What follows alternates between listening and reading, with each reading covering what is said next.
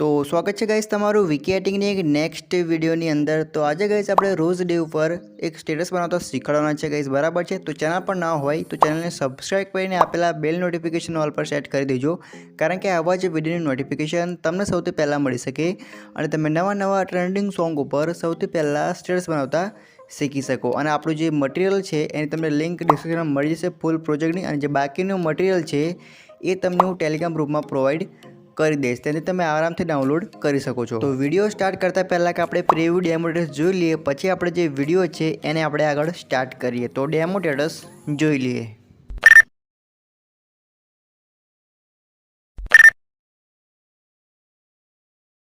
Music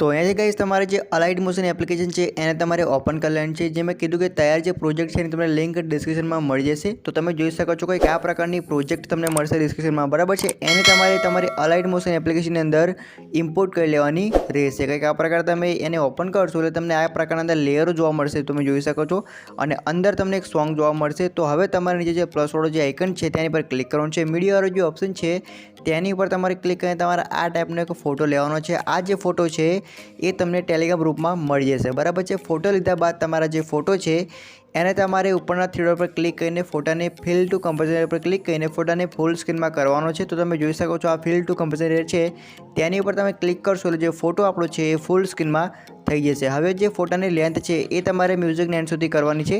તો અહીંયાથી આપણે જે ફોટાની જે લેન્થ છે એ આપણે મ્યુઝિકના એન્ડ સુધી કરી દઈશું કંઈક આ પ્રકારે।